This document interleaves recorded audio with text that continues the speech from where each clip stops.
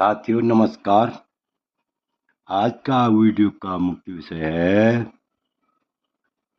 कि स्त्रियों के जन्म कुंडली को देखने के लिए कौन कौन से मुख्य भावों का मुख्य स्थानों पर विचार करना चाहिए।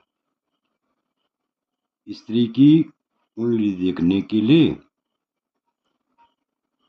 जन्म कुंडली में कौन कौन से भावों पर स्थानों पर मुख्य रूप से विचार करना चाहिए, भली भांति विचार करना चाहिए।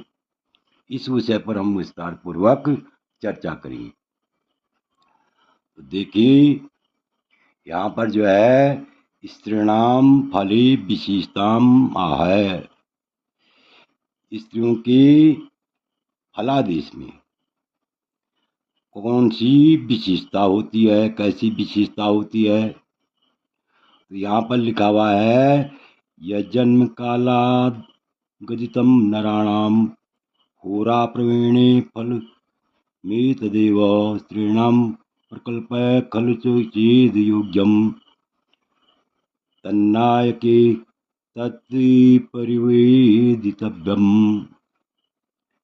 अर्थात जन्म काल में, यद जन्म काल यानी जन्म काल से ज्योतिष शास्त्र को जानने वालों ने पुरुष के लिए नराणाम माने पुरुष के लिए जो फल कहे हैं, जो फल होरा शास्त्र में होरा प्रवीणे फलितम एतत् होरा शास्त्र में कहे हैं, वही स्त्री को भी कहना चाहिए।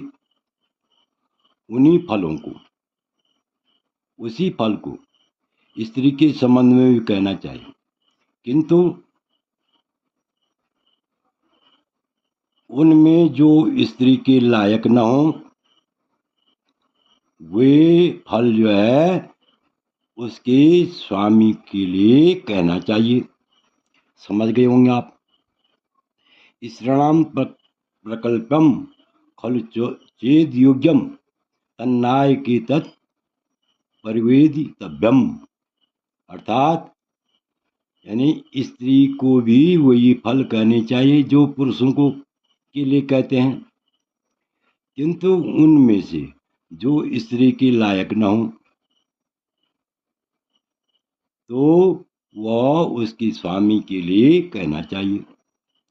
अब देखिए आगे क्या है कि स्त्रियों की कौन से मुख्य भावों पर, स्त्रियों की कुंडली में कौन कौन से मुख्य भावों पर विचार करना चाहिए, विशेष रूप से देखना चाहिए। स्त्रियों की कुंडली में कौन से भाव का विशेष रूप से अध्ययन करना चाहिए, विचार करना चाहिए। इस विषय पर देखें, लग्ने शशांकी बपू विचिंतम तयो कलत्रे प्रतिभवानी सुताख्य भावे प्रसवो वगम्यो वैधव्यमश्चाक्य लिकाल गेहे। अर्थात लग्न जन्म काल में, जन्म समय में, लग्न में और चंद्रमा में, लग्न में और चंद्रमा में, शशांकी चंद्रमा में, अर्थात लग्न कुंडली और चंद्र कुंडली में को देकर बपू विचिंतम शरीर के बारे में विचार करना चाहिए। बपू माने शरीर, शरीर के बारे में विचिंतम विचार करना चाहिए। और तयो कलत्रे पतिभय भवानी शरीर का विचार करना चाहिए कि यह स्त्री रुग्ण प्रवृत्ति की है या स्वस्थ प्रवृत्ति की है। रुग्ण रुग्ण विचारधारा की है, तुच्छ विचारधारा की है या स्वच्छ विचारधारा की है, स्वस्थ रहेगी या अस्वस्थ रहेगी, ऐसा विचार जो है लग्न से और चंद्रमा से शरीर के संबंध में विचार करना चाहिए। सप्तम से पति का कलत्री पति वैभवानी, यानी सप्तम से पति के वैभव का विचार करना चाहिए। सप्तम से पति के वैभव का विचार करना चाहिए, पति के संबंध में विचार करना चाहिए कि पति इस स्त्री का पति अनुकूलित होगा या प्रतिकूलित होगा, ऐसा विचार जो है पति किससे करना चाहिए, सप्तम भाव से करना चाहिए। और सुताक्य भावे प्रसवो वगम्यो, और सुताक्य कहते हैं पंचम भाव को, पुत्र भाव को। सुताक्य का मतलब पुत्र भाव का विचार, पुत्र भाव का विचार भी, संतान भाव का विचार भी अवश्य करना चाहिए। यानी पंचम भाव, पुत्र भाव किसे कहते हैं, पंचम भाव का विचार भी अवश्य करना चाहिए कि संतान होगी या नहीं होगी, संतान अच्छी होगी या उदंड होगी। इस प्रकार से स्त्री के पंचम भाव का विचार करना चाहिए। कहीं बांझपन के योग तो नहीं है, कहीं जो है खाली कन्या ही कन्या तो नहीं होंगी। तो ऐसा विचार जो है ग्रहों को देख करके पंचम भाव से भली भांति करना चाहिए, भले अच्छे ढंग से सोच समझ करके करना चाहिए। और अष्टम भाव से वैदव्यमस्या किल कालगे किसे कहते हैं, अष्टम भाव को, मृत्यु भाव को। इसको अष्टम भाव को मृत्यु भाव भी कहते हैं, कालगे भी कहते हैं। और अष्टम भाव को इस प्रकार से वैदव्य का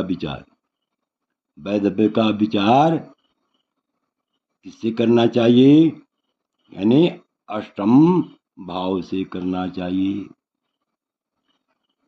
तो इस प्रकार से अब जो है और स्पष्ट हो जाएगा कि स्त्री के जन्म काल में लग्न और चंद्रमा से शरीर का विचार करना चाहिए, शरीर के संबंध में विचार करना चाहिए कि शरीर कैसा रहेगा, स्वस्थ रहेगा या अस्वस्थ रहेगा, या किसी रुग्ण से पीड़ित है। ऐसा विचार जो है लग्न को और चंद्रमा को देख करके मालूम करना चाहिए। सप्तम से पति के बारे में विचार करना चाहिए। यह पति के लिए सौभाग्य कारक है, उन्नति कारक है, या तालमेल किस प्रकार से रहेगा, ऐसा विचार सप्तम स्थान से स्त्री का विशेष प्रकार से विचार करना चाहिए। स्त्री की कुंडली में विशेष प्रकार से विचार करना चाहिए। अब पंचम भाव से संतान के संबंध में विचार करना चाहिए कि संतान कैसे होगी, कब होगी कि नहीं होगी। और अष्टम भाव से वैदव्य का विचार करना चाहिए। बल्कि यूँ कहें